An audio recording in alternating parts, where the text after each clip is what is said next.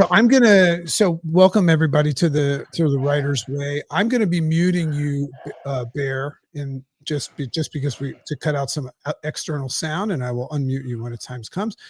But I just want to welcome everybody, and this is the moment where my curiosity likes to know if we're actually streaming.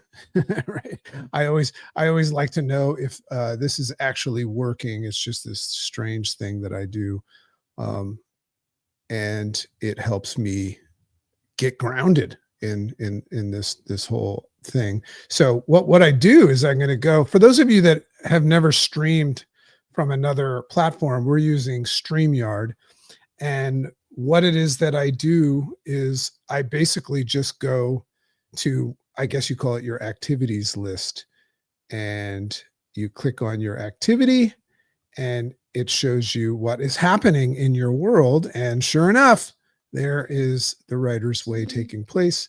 And then I mute that and we're here. Okay.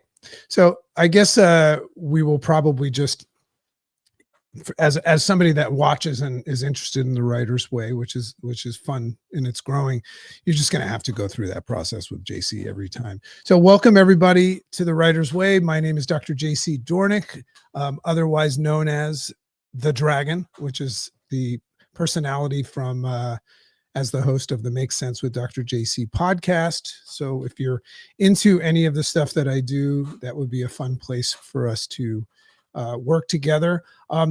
So it's odd that this man is coming to you from what looks like the woods and the forest, because he is a bear and he goes by Bear Sage. And I will welcome you to the Writer's Way, Bear. Good to have you here. Thank you, JC. It's a pleasure to be here. Awesome. So before we do what we do on the Writer's Way with Bear, I just want to give you a quick little stage setter of what the Writer's Way is. We're on my favorite social media platform because I just love the quality of the people. I love people that think, and I love people that express. So I've met so many wonderful people like our guest today on the Writer's Way. But what's interesting is when we're reading someone's stuff, first of all, you'd have to go back probably to their first publication to probably learn their story. And I don't think a lot of people do that. But even if you did, there's so much more to the writer. And that's why we called it the Writer's Way. So the purpose of the Writer's Way is so that the people that are following the writer that I interview can get to know that person a little bit more. I've shared some interesting conversations with this individual, and I just wonder how much of it, his readers know. But in turn, for those of you looking to grow your Substack, this is what we call a collaboration. And collaborations are wonderful because this would be how Bear will be exposed. And that shows you what I think of the people that I'm interviewing. I mean, I'm interviewing people that I want my listeners to subscribe to and follow and potentially even support financially as a paid subscriber. So I don't just choose anyone. But if you are listening to this and you want to be on the Writer's Way, it's not about how many followers and subscribers you have. It's more about the heart-driven, passionate work that you do, your character, and your commitment. And that is exactly what I saw in this individual when I first met him. So let's get started with this. And, I've learned progressively that it is okay to swear every now and then on Substack. So what I'll open up with is a question that I just asked him before and say, does a bear shit in the woods? A bear absolutely shits in the woods. And a bear will shit wherever by necessity. When you got to go, you got to go. You gotta go. Well, we have about just almost 10 people here live. So for those of you that are live, just know that you can share this to your notes. You can share this recording to your guests if you want to support. But I see Zena, I see Mara here, Rishi7, another interesting name, Elise, and then my mom is here, Bear, just so you know. Her name. Hi, Mom. Goes by Tango Pigeon. And I see that Remembering to Laugh, Ginny Lee is here. So once again, The most effective thing that we can do on Substack is not actually post. That's an important part of it, but it's share and be the supportive structure that most people are looking for. So once again, I encourage you to share this out and give this amazing individual the attention that he deserves. So Bear, what we want to do first is you've got such a fascinating story and we would need like 12 hours to get it all out. But, just in short, what I'd love to do is just kind of go through the journey of how you became a writer. And that's always an interesting story. So, if you could in your 4-minute version of it, how did you get to this place where you began writing? So, from a perspective, I have always written. I was celebrated through young authors, through school, encouraged by teachers to write, and wrote everything from fictional stories to poetry through my childhood, young adulthood. And as life does, it takes us different directions. And through my first marriage, I was too busy trying to create a life to continue writing. But as that marriage came to a close, I started to feel the need to express myself and get rid of some of the deeper, heavy emotions. And that's one of the things that I've always used writing for, is to help express things that I didn't feel necessarily comfortable with, speaking out loud. And so I began to write poetry again. And through that expression of poetry, I worked through a lot of trauma, a lot of past pain, and really helped myself through my healing process. And that's where I really started writing again. And that was about 23 years ago. And through that writing, I met uh, my wife, who recently passed away. And um, that in and of itself is a whole nother writing journey. Um, and started Substack through some encouragement from some friends and some of my clients through my life coaching and relationship coaching. Hey, you need to write that down. Hey, you need to write that down. And so, come full circle, I am back writing pretty much full time every week, either through poetry or through collaboration posts like the one we just did. And just my love for being able to express the intimate knowledge I have with some of the wounding that I've been through, some of my clients have been through, having some empath skills and being able to put other people's emotions and feelings into words in a way that's really expressive, that can be relatable to other people, is a gift that I think, I've been given. So I want to make full use of that and help as many people as I can through my writing, whether that be through just the poetry or some of my Substack posts.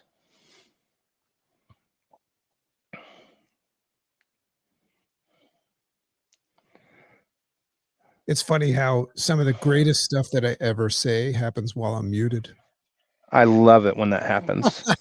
So anyway, for those of you that don't know, Bear is also a coach. So my quick question to you, Bear, is what came first? Was it the writing or the coaching? Because it seems that both of them are kind of like a source of you paying forward some of the things that you've identified.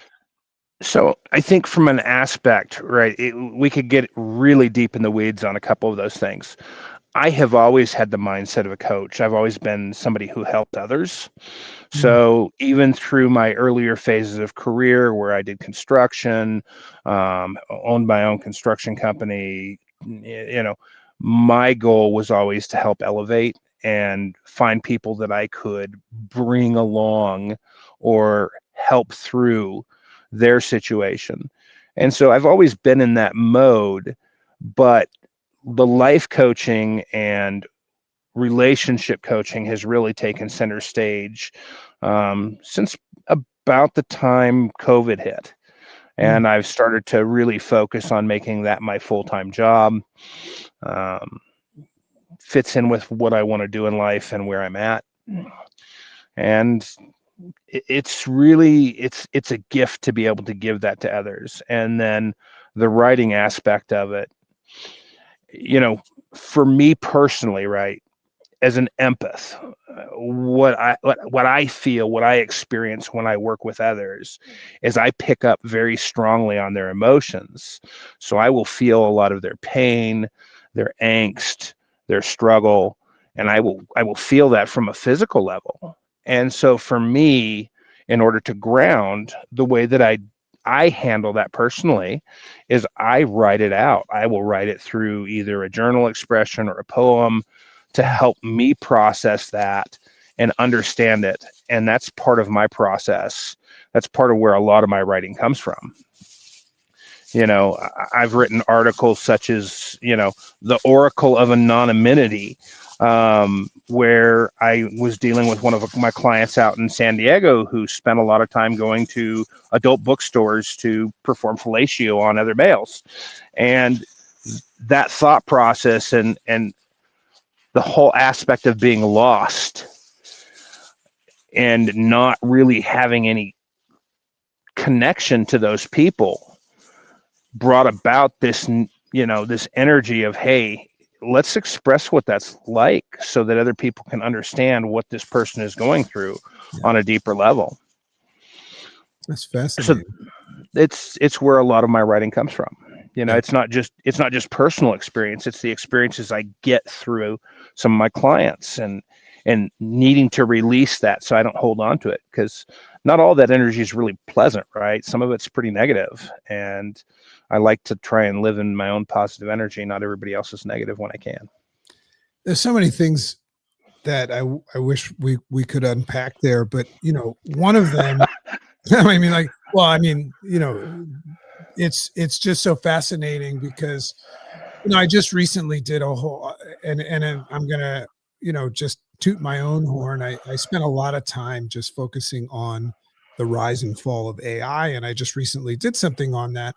And the debate on that is obvious. Is AI going to cause us trouble or not?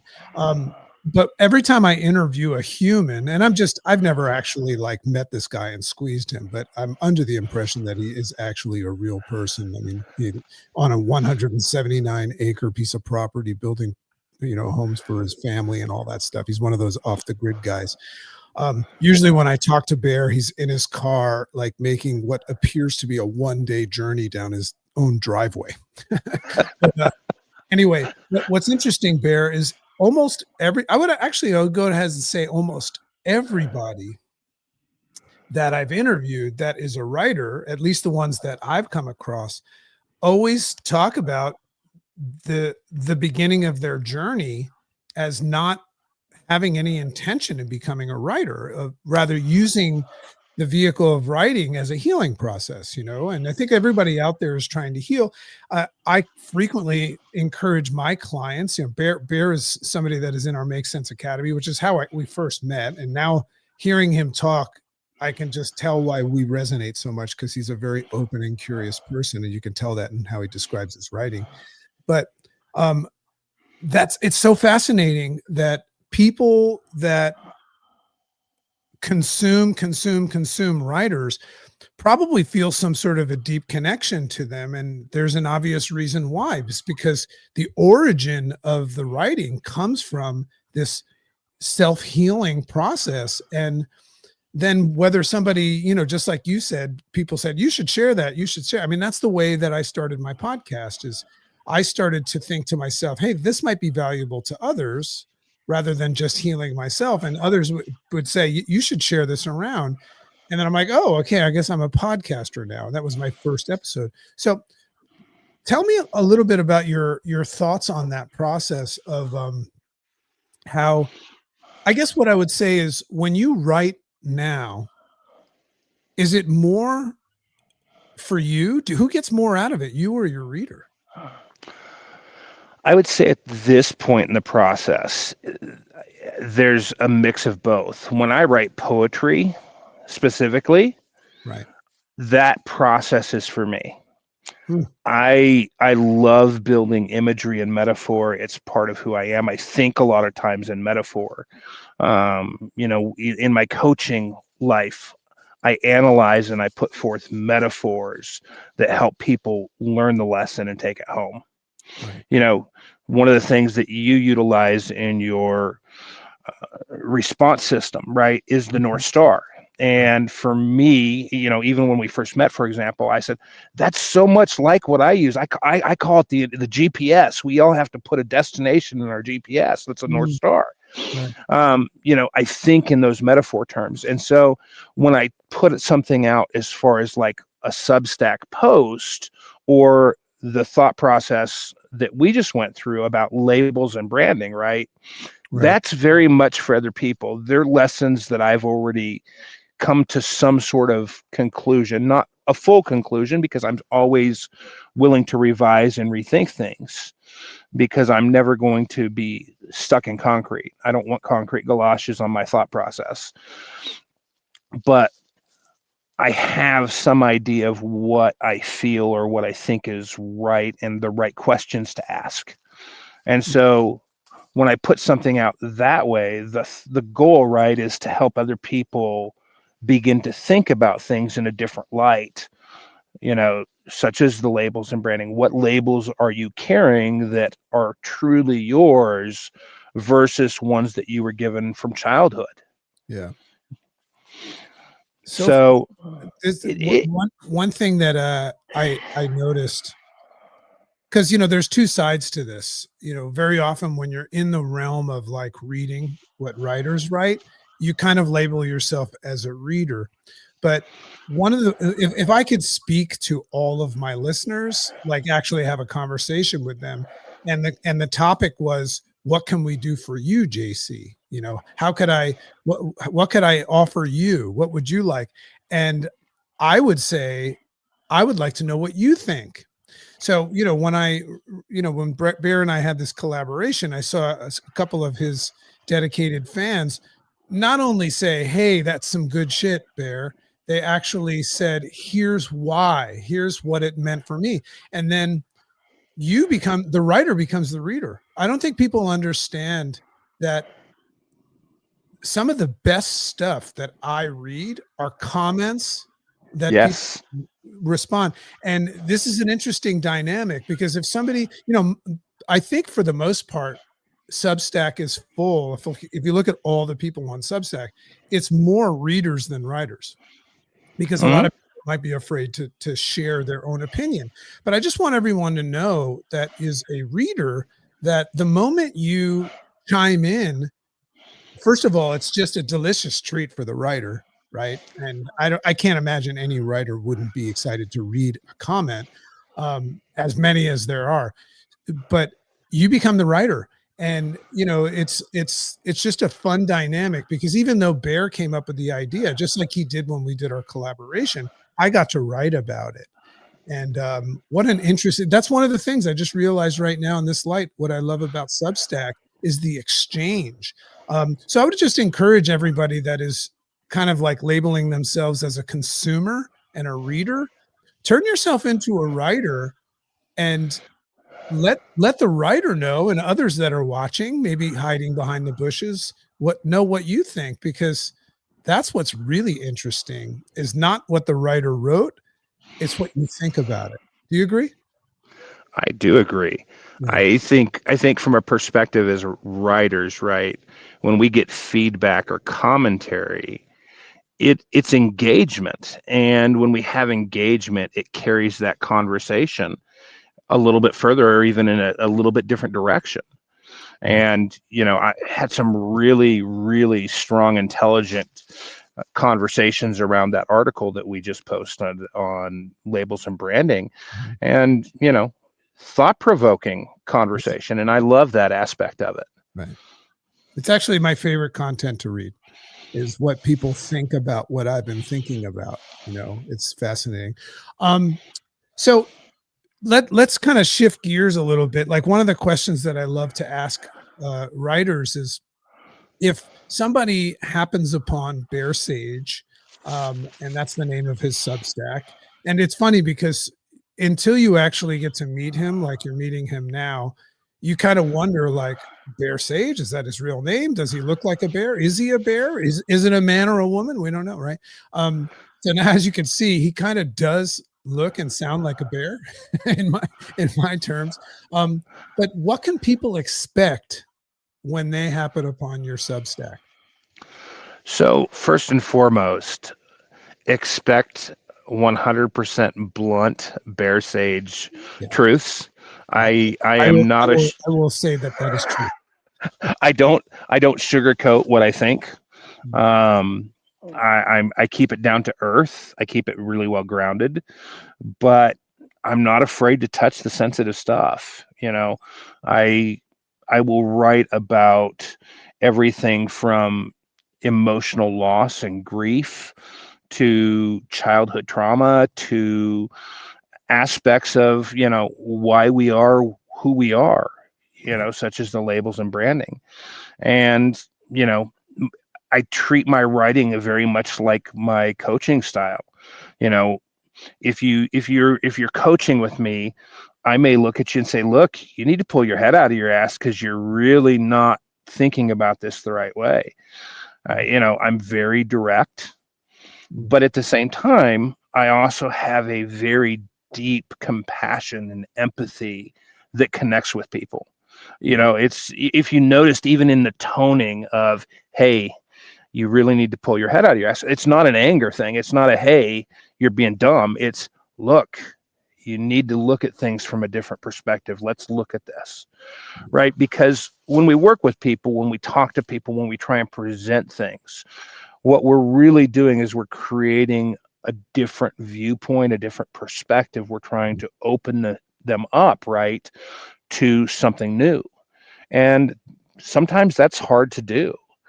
And it's not always easy to connect with everybody. So, one, I recognize I'm not everybody's cup of tea and I'm not chocolate. I can't make everybody happy. But the people that get me, they like direct. They're going to, accept me for who I am, just like I'm going to accept them for who they are. And that's okay. I love that. I talk about that topic all the time. Is it's a power move to release from, and as a writer, if you're caught up in what people think about what you wrote, it's probably going to hold you back from writing something authentic and from the heart. So that's something that Bear didn't write to start writing with hopes that everybody would like it. It was more of a healing thing, and then he formed his crowd that continues to grow. But when we release from the need to please, and we kind of spoke about this in our mastermind this morning, as you know, and kind of like feel comfortable in our skin, the good stuff comes out. Okay, so first of all, I just want to say hi to a couple more people that have joined us. I see Michael's joined us, Christopher Wayne, Bitcoin Awareness is here with us as well. I love these names. LCB, Todd, Lisa Morris, Elijah, Matthew Brownfield. I always see Matthew's here. What's up, my friend? Chris Wayne just said, think about how long people were writing, but everyone could we're writing, but not everyone could read. Yeah, before everyone could read. Interesting. Michael says, hello, sir. That's a good point. Isn't that interesting how writers kind of were writing before like people became real literate. So the geopolitical navigator has just joined us as well. So once again, I can see the chat. If anybody wants to ask a question or say something, we're going to stop at the top of the hour. We're going to switch gears here, but this is going to live forever on Substack, and it's going to go out to my tribe and Bear's tribe. And once again, I would just encourage you to reach out and message us. Let us know what you thought of this.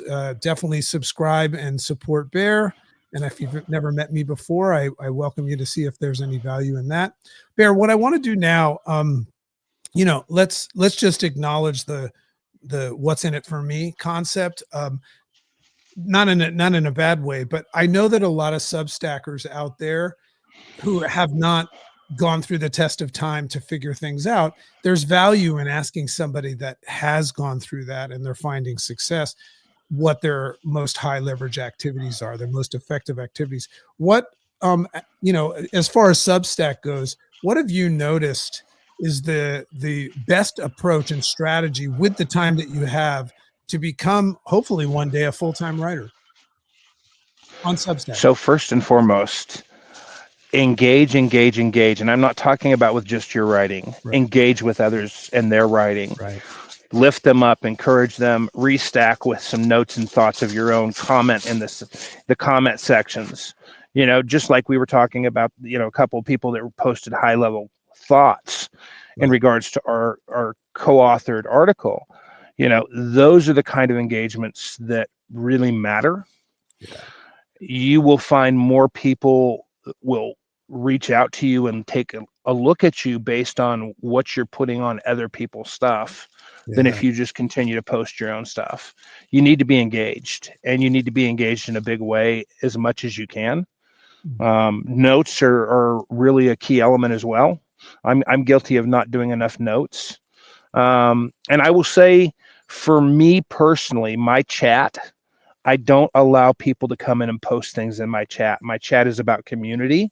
And I will say community for me has been a big plus. I'm not growing as fast as maybe some of the other people, but the people that I'm growing with are more connected, and I'm more connected to them. So I love that aspect of my chat. You see a lot of the chats out there that are nothing but billboards for everybody's writings. And I made a quick decision early that that's not what I wanted mine to be. I wanted to be able to connect with the people that are coming in, connect with the people that are reading me, and, ask a thought-provoking question, every day, every other day, and say, hey, what's going on with you? And, get that interaction that we as writers crave and that we as people want from connection, right? Because it's all about connection. I love that. What a great awakening for a writer to forget, or to come to the awareness that, especially in Substack, if you write something, ask yourself in that moment what you're hoping that piece does for others, and how you'll know that it has. And that will be likes and comments and restacks and all of that stuff. And if that's what you're looking for, sometimes I think we forget that the people that you're kind of like trying to get to follow you are looking for that too. I love that. What a great, great way to look at that. Bear, what would you say, just in the last couple of minutes, what is your strategy week by week, and how and where do you devote your time? What's your strategy for Substack? So generally speaking, my personal strategy is I try to put out one solid post every week. Right. Generally speaking, I try and put it out on a Friday, although Tuesday is also a great day. And then the rest of the time, I'm interacting with others. I do a lot of engagement with some of the other poets and the prompts. So I'll go in and engage, hey, this is my prompt. And I'll write a poem. I won't even necessarily post it in mine. I'll just engage with theirs. So I try to engage every day. I try to engage in my chat every day. And I utilize my writing time to write one really good post to publish out every week. And then I also, as far as a writer, I engage with writing some of my classes and my homework stuff for some of my students. So I'm constantly writing, and I'm constantly coming up with stuff. I probably have way more than enough to publish something every day for a year now. But, like I said, I try to engage based on what's going on with a lot of my readership as well. All right. So here's another question, because there's always room for growth. If you were to put a stake in the ground and do what you need to do to even further accelerate and your impact and your growth, what would that activity be? Now, careful when you say this, because I might hold you accountable to it. Oof. No, but seriously, because there's some people out there that think that they're doing the do, but this is the creative juice. I've got a couple of things coming up. One, I am going to begin to do a live stream coaching session at least twice a month where people can get access to me, get to know me a little bit more than just my writing. But interpersonal interaction with readership and people that can come in and ask me questions and really engage. And then as well, I want to get to the point where I have probably one other Substack as well, a secondary one, Hmm. where I publish a lot more of my poetry. Um, from that aspect, I am prolific. I write probably 100 poems a week. Wow. I write a lot. Some of them are just jot down. Some of them are really thought out. Some of them are stuff that I've been working on for years. I've got a 4,800 and some odd word poem on the Appalachian Trail that carries the hiker from southern Georgia all the way up to Maine, that I've been working on for 3 months. Wow. So I've got a lot of stuff that I don't get out there that I'd like to create a better place for. Hmm. Because I try to fit a lot of what I'm putting out there into the Bear Sage aspect of coaching, life lessons, those sorts of things. But it's a lot of fun. I really do enjoy that aspect of it. But yeah, I want to get more out there. I do. That's the big thing. I love it. I'll just share one little tidbit that I'm working on because we can, careful what you ask for, you just might get it. You can commit to something and very often, alleviate yourself from something else you needed to do. So what I like to do is I like to have a morning structure where I do the same thing every morning. And part of my morning is I do some writing every day. And I don't like get attached to what I'm going to do with the writing, which is why it ends up being something cool. But I've been working on my book. I just actually officially finished my book today, and it's in the hands of others now. And that book is coming out in February. But if I'm writing in my book, or maybe if somebody's journaling every day, I guarantee you that during that writing process, even if it's 15 minutes or an hour, something is going to really touch you during that moment.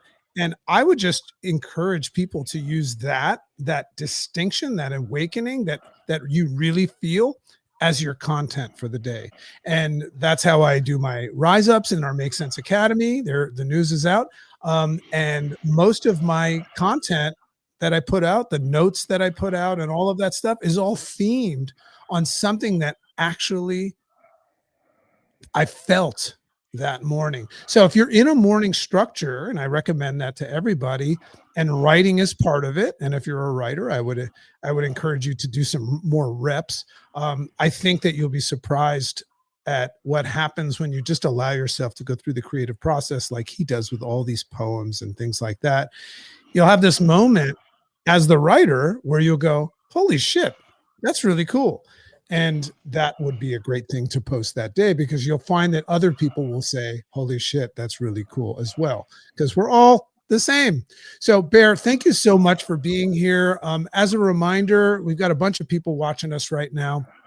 I encourage you all to be the change, and go support Bear. You won't be disappointed. You're going to get some unfiltered, delicious writing from this guy. But I would also encourage you to take advantage of the fact that this is the kind of guy that will reply to you. So, there's a direct message place in Substack, and I see some people here that I've communicated with there several times. I see Michael here. Christopher is actually obvious. Christopher Wayne is an active person here. So, and I see Brenda is here. Brenda Verway, nice to meet you. Welcome. But Bear will respond to you, and what you'll find is that everything he just said is true. He actually gives a damn, and what I would say is find people like that and collaborate with them, because not only will it enhance your impact and your growth, but you'll make a great friend and it'll just feel right. And there's nothing like that. So I guess that's a long-winded way of me saying that I feel some gratitude that I somehow out of the 8 billion people bumped into this dude that lives on a 179-acre piece of property and calls himself Bear. I feel grateful to have found you as well. Awesome. Well, here's to a long relationship full of growth and impact, and also being there for other people. So thanks everybody. I hope that you enjoyed this.